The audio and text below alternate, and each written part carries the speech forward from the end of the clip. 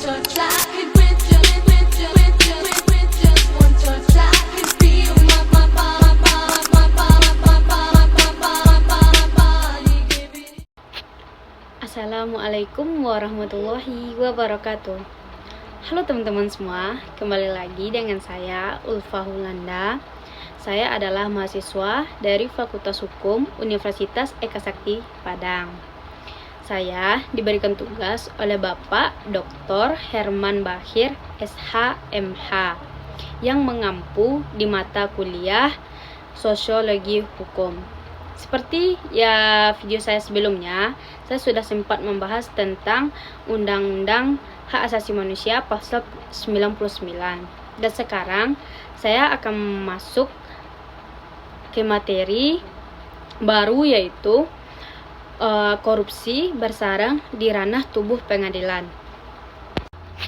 Pada video saya kali ini, karena kita akan membahas tentang korupsi di ranah pengadilan, kita akan membahas satu kasus, yaitu Sudrajat Dimyati, yaitu seorang mantan hakim agung dari Mahkamah Agung Republik Indonesia. Melalui pendekatan sosiologi hukum, kita akan membedah bahwa korupsi bukan hanya sekedar pelanggaran tindak pidana, tetapi juga merupakan penyakit institusional yang dapat merusak peradaban atau melanggar moral keadilan publik. Baiklah, sekarang kita masuk ke dalam itu kasus-kasus modern yang terjadi tentang korupsi ini. Yang pertama yang akan kita bahas yaitu objek analisis kita kali ini adalah kasus suap pengurusan perkara di Mahkamah Agung yang melibatkan mantan Hakim Agung Sudrajat Dimyati pada September 2022 lalu. Di sini kita akan membahas pertamanya kronologi dan pihak terlibat. Kalau pihak terlibatnya sudah tentu pertama Sudrajat Dimyati yang terjaring operasi tangkap tangan atau OTT oleh KPK. Beliau terbukti secara sah dan meyakinkan menerima suap dalam pengurusan perkara kasasi pilot koperasi simpan pinjam atau KSP inti dana di Mahkamah Agung. Selanjutnya, fakta atau isu dalam kasus ini. Fakta pentingnya adalah adanya transaksi uang untuk mengondisikan putusan kasasi. Isu hukum utamanya adalah bagaimana praktik suap ini secara nyata telah menghancurkan asas objektivitas dan imperialitas sebuah keputusan peradilan. Yang selanjutnya, aturan hukum. Secara normatif, kasus ini melanggar Undang-Undang Tindak Pidana Korupsi dan Kode Etik Pedoman Perilaku Hakim. Yang ketiga, analisis sosiologi hukum. Karena kita membahas tentang sosiologi hukum, itu tidak jarang kita akan membahas tentang bagaimana dari masyarakat ataupun sejarah kenapa terjadinya sebuah korupsi ini, atau kenapa korupsi ini sangatlah berbahaya bagi kehidupan kita bermasyarakat. Di sini saya akan membacakan sebuah sejarah secara sosiologis. Mengapa kasus ini sangat berbahaya? Mari kita belajar dari sejarah runtuhnya Kekaisaran Romawi Barat pada tahun 4076 Masehi. Romawi Barat adalah peradaban besar yang menyumbang 60% fondasi hukum modern kita. Namun, mereka runtuh secara tragis, salah satunya akibat government corruption atau pembusukan urusan publik.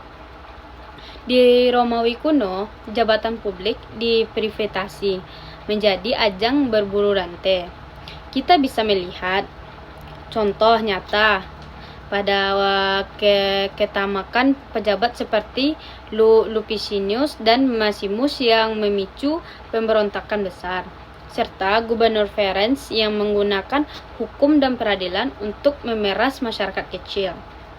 Ini tentunya bertentangan dengan masyarakat kita, karena para pejabat yaitu memeras masyarakat terutama masyarakat kecil, bukan untuk melindungi mereka. Hubungan antara sejarah Romawi dan kasus Sudrajat Demianti sangatlah identik. Ketika lembaga peradilan yang seharusnya menjadi benteng terakhir keadilan justru memperjualbelikan putusan di pasar gelap birokrasi, maka arah pembangunan hukum kehilangan rasionalitasnya. Hukum tidak lagi bergerak untuk mendistribusikan keadilan bagi rakyat banyak, melainkan berbelok demi keuntungan finansial, oligarki, dan oknum pejabat yang korup. Mungkin karena kasusnya Sudrajat Demianti ini menjadi salah satu kenapa masyarakat kita sekarang tidak terlalu mempercayai soal hukum atau keadilan yang ada. Oke, lanjut kita ke kesimpulan. Kesimpulannya di sini, hukum dan etik atau kesimpulan hukum dan etik dari analisis ini adalah korupsi di lembaga peradilan merupakan bentuk pengkhianatan terbesar terhadap amanah negara. Dampak sosiologis yang paling mengerikan adalah runtuhnya public trust atau mosi tidak percaya dari masyarakat. Ketika rakyat merasa pengadilan tidak lagi bekerja untuk keadilan, tatanan sosial akan mengalami desentralisasi dan polarisasi yang tajam. Seperti yang pernah ditegaskan oleh mantan Presiden Bank Dunia Jim Yong Kim, korupsi adalah musuh terbesar bagi pembangunan ekonomi dan sosial. Melalui tugas ini, kita diingatkan sebagai mahasiswa hukum untuk tidak hanya cakap membaca teks undang-undang, tetapi juga harus memiliki kepekaan etis dan sikap kritis dalam menjaga hukum sebagai instrumen keadilan publik, bukan alat pemuas keserakahan. Dari opini saya pribadi, yang bisa saya ambil kesimpulan dari kasus Sudrajat ini, kalau misalnya kita menjadi seorang mahasiswa hukum, kasus ini menjadi pelajaran bagi kita mahasiswa hukum terutama juga saya yang mungkin bercita-cita sebagai seorang hakim, dan juga teman-teman di luar sana yang sebagai anak hukum atau hakim yang seorang yang sudah menjadi hakim di pengadilan. Saya harap mudah-mudahan kasus ini bisa menjadi pelajaran bagi kita yang akan melanjutkan ngarang dengan.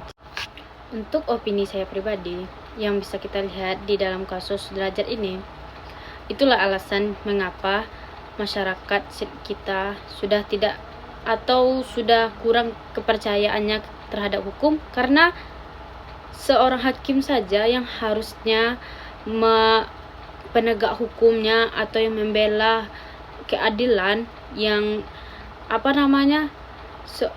seorang dosen pernah mengatakan kepada saya kalau hakim itu satu kakinya di surga, satu kakinya di neraka. Yang sudah bersumpah di atas Al-Quran atau kitab sucinya saja, dia bisa korupsi dan melanggar hak bagi masyarakat yang memerlukan. Bagaimana masyarakat akan percaya lagi terhadap hukum, sedangkan penegak hukumnya saja sudah tidak tahu tentang keadilan. Di sini kita juga mengetahui bahwa seorang hakim bukan dia tidak belajar, tetapi dia tidak menggunakan ilmunya dengan baik. Ilmu itu bisa didapatkan oleh setiap orang, tetapi tidak bisa dimanfaatkan dengan baik bagi semua orang. Saya sebagai seorang mahasiswa Fakultas Hukum yang juga ingin bercita-cita menjadi seorang hakim, mudah-mudahan ini menjadi pelajaran bagi saya untuk menjadi seorang hakim itu bukan sekedar untuk mendapatkan sebuah derajat atau terpandang bagi orang lain, tetapi yang bermanfaat bagi masyarakat dan betul-betul menjalankan tugasnya yang dia sudah bersumpah, dan dia juga akan melakukan sumpahnya tersebut. Dan satu pesan saya, bahwa mungkin kita tidak bisa mengubah apa yang sudah terjadi atau yang sudah berlalu, tetapi kita bisa mengambil pelajaran untuk masa depan kita. Mudah-mudahan ini akan menjadi pelajaran bagi kita semua, dan terima kasih telah menyaksikan video saya. Dan satu hal yang perlu diingat, satu like bagi seorang pemula seperti saya itu sangatlah berharga. Terima kasih. Assalamualaikum warahmatullahi wabarakatuh.